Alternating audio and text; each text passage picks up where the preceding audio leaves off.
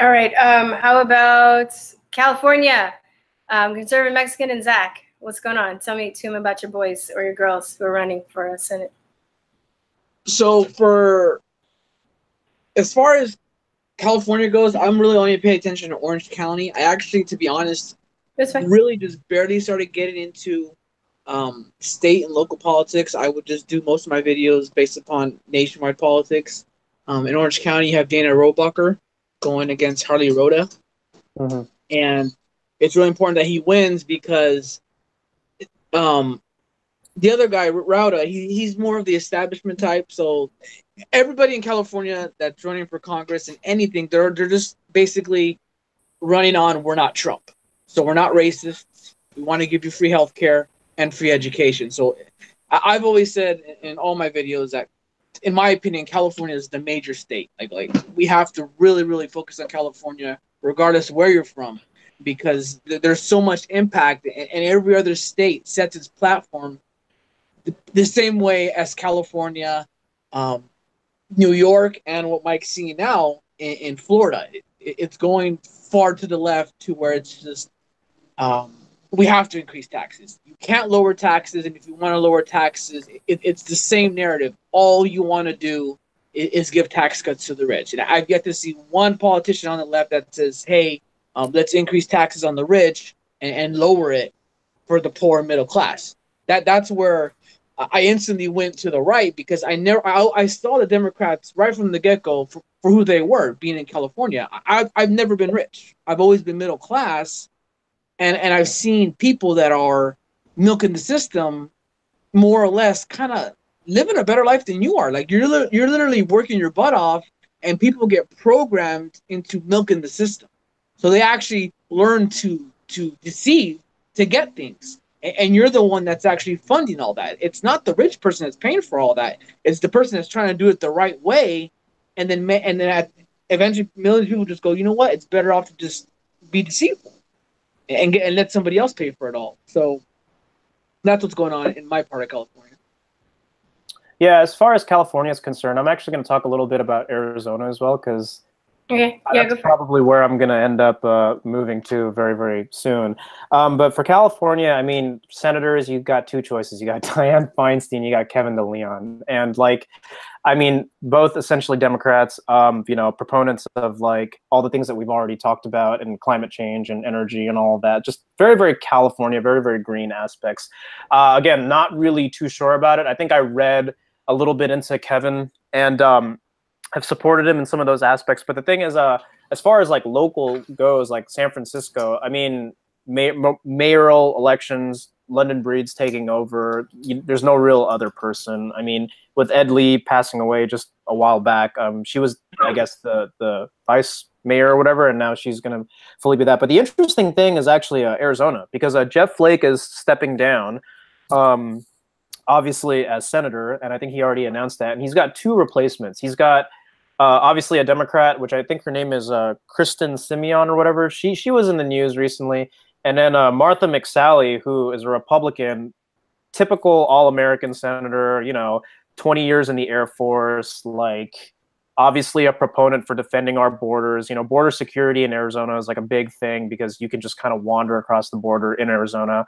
And the reason why I bring Arizona into the mix is Arizona is a swing state. It could go either way. It could be Democrat or it could be Republican. Right now, Doug Ducey, the governor, I mean, it's obviously a Republican red state, but I learned recently in recent years that it's actually a little bit of both. Like there's equal chances of a Democrat taking office as well as a Republican. With Martha McSally, the only thing I'll say about her, and I'm also critical of Republicans as well, is that she obviously did not support Trump in the beginning. She was one of those just typical went against the, you know, went with the flow, like, oh, I don't like Trump because he doesn't like women. She's a Republican. She served as a congresswoman. But the thing is, ever since Trump endorsed her and like, you know, has like, I guess, shown his support for her, she has been kind of opposite, which just kind of stipulates that she's just like another typical Republican. Like, I don't really have an opinion. I would have to kind of see how that carries out. And I'm probably most likely going to still be voting in California upon the time, but in the future, that's something that I'll think about is, you you know, it's most likely going to be someone like Martha McSally because she just meets all the criteria. You know, it's like border control and pro-Trump and war veteran. You know, you were a combat veteran. That's a big thing. Like Arizona loves its Air Force combat veterans and all that. So I don't know. That's all I'll say about that from my perspective. All right, guys. All right, guys. Is it us? It's American Crows, Promethius, and I. So, oh, you still speaking, Zach? Hold on. Good.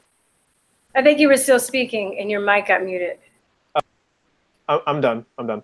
Okay. Okay. Anyway, yeah. So for American Crows and Prometheus and I, we're in Texas, and it's going to be. Somebody was telling me that there's an independent, and he's going to vote for him because he doesn't really believe in the lesser of two evils. But anyway, long story short, it's Beto O'Rourke and Ted Cruz. What are your thoughts on them? I'm definitely going to vote for Cruz. We've already voted for Cruz. My whole family, we've been voting for him. But I had some people in my like some conservatives that like follow me like on Facebook, and I've seen them say like, if you're in Texas, don't vote for Cruz because he's just as bad. And I don't think that people like, I think you do have to choose the lesser of two evils because I mean, no matter what, you're not going to agree with one person. Like what you said with Kavanaugh, someone sent me the Patriot Act thing too. And I think you have to look at the whole picture. And we can't let that other guy get in. Like, you have to choose the lesser of two evils in this case because there's only two options. What can you do? Like get the socialist, like who's basically Hillary but a guy, or white Obama. Yeah, white Obama. Or Justin Trudeau 2.0. Like you know. Yeah, so I'm supposed to like be mad about a few things about Cruz, and so I'm supposed to let this guy get in? No, like no, no. There's nothing we can really do about the lesser of two evils. We just have to choose that way. There's no other way around it unless they change the way it's done. So yeah, Cruz. I'm definitely voting for Cruz. They keep on coming to my house and asking me to vote for Cruz too. So that's kind of funny. So you're in Corpus. So is there a lot of Cruz support down there? They don't seem to be that into politics here where I am. They are more in like Dallas, Fort Worth area where I used to live. But I've seen a few Beto signs, like 3, 4. They don't seem to be that interested here. God, they're not pro and stuff like in Austin. They don't really come out like that. Oh my God, they're littered all over Austin. And I'd start looking into him just because when I was lifting a lot of people, they were, talking about him. And then I saw the signs everywhere, and I'm driving, rich people to rich neighborhoods where they want to talk about, like all the problems and stuff. They want to talk about open borders, yet they're not going to be affected by it. And that was the thing that really woke me up. I'm like, but you live in a gated community. You live far away from where all the illegal immigrants are going to move into. You're not going to be affected by the problems that's affecting the poor people. So, and they're just, of course there are exceptions, but a lot of them that I'm come across have just been so uppity and arrogant and just very narrow-minded that now it's just become a vendetta. Like, it's like, I'm gonna vote for Cruz, and I'm shocked. I'm shocked that I'm even voting, by the way. But it's like I don't even want Cruz to win. I want Beto to lose. If you know what I mean by that. You know what I mean? I just want him to lose, and I think if he does, there's gonna be riots. And I'm not kidding. Like in Austin? Yeah. Wow. Yeah, they're serious there. They're not like that here. But I know Austin. They're crazy. Yeah, I actually lifted a guy last night, and he was anti-Beto too. He was Latino, but he asked me, and I was like, no, because we were talking about the Kavanaugh situation. And it's funny because I think his friend was pro because he sat in the front and his friend sat in the back. And as I'm, talking about how I feel, his friend's like all shuffling in the seat. And when we got to the house, his friend got out the car, slammed the door. And we were still talking about it. He was like, yeah, I don't like Beto. He's fake and blah, blah, blah, blah. And his friend's all huffing and puffing. as we get out the car. It's pretty funny. But yeah, I was watching the debate with Cruz, and I think they're going to have 2 more before elections. And, it's the same talking points. Beto's going up talking about, oh, another unarmed black man shot. I was like, dude, wow, okay. So you're pandering to the black vote. Like, we can see through that now. I hope you know that. Like, either he's an idiot or he knows exactly what he's doing. Yeah, or he's being told what to say, just like Obama was. Yeah, that's pretty much it. They, like I said, they got a guy that's relatively handsome. I don't think he's cute, but he's more, physically. If we're going by aesthetics, that matters, a lot in society. People want to say that it doesn't, but it does. Even when Ted Cruz was kicked out, one guy was like, Beto is more attractive than you. And they're doing stuff. They had a rally a week ago. They're having like concerts with celebrities, like Leon Bridges played, and so did it was Leon Bridges and Willie Nelson, and I think there may have been some other people, but it was huge, and they had a lot of people there. I'm just like, wow, these people are falling for it again. It's like watching what I fell for with Obama. It's a little bit triggering for me, because I'm just like, now I see the game that they're playing.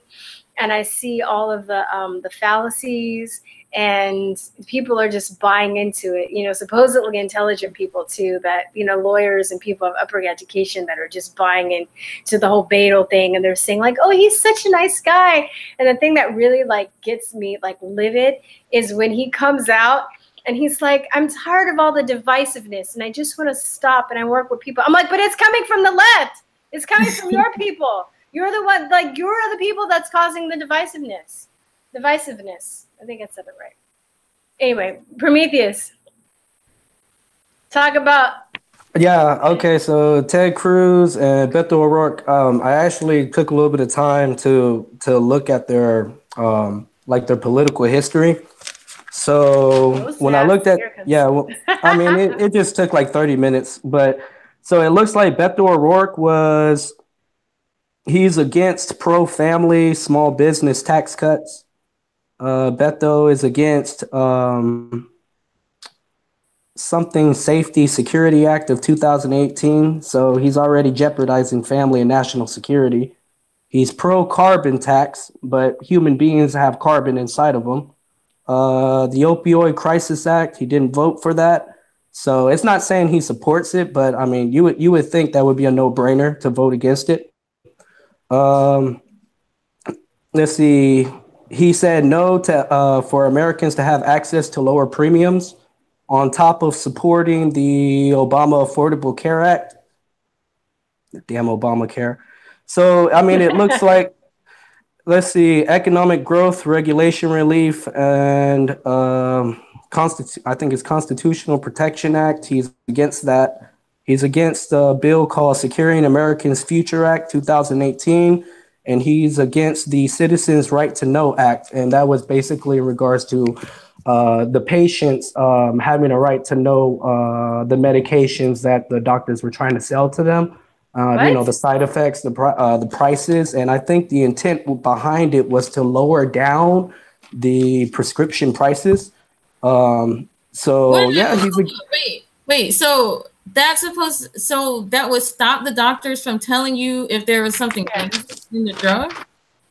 I think it's in regards to pricing. It might be in regards to like the contents in the drug, but basically it appears to be a maximizing profit scheme. Basically with the trade-off being a citizen's right to know and possibly their health. The last thing I want to state, and I'm going to be voting for Ted Cruz because he said no to a tax increase. He's pro-gun. He's obviously pro-wall. He appealed Obamacare, so he is like in his record. But I think Beto O'Rourke actually supported it, like I said. Big surprise. No. Let's see. What else? Beto O'Rourke, I don't like that he's pro-choice. I don't like that he actually wants to have government spending on renewable energy. And the reason behind that is because every single time you have government intervention inside of a corporation, the results are always negative. Capitalism is supposed to be separate from the government. You can look into Amazon. We're basically, that's government subsidized. I think we're paying like $1.48 a package. So we are forced to pay for this company. And I also think that Walmart might be government subsidized. So I'm completely against us taking our tax money and supporting these corporations that are already making a killing. But that's a long list or why I don't like Beto O'Rourke, and I will be voting for Ted Cruz. He is currently, I think, 50% in approval, and Beto O'Rourke is at 44%. So Ted Cruz is winning by 6 points.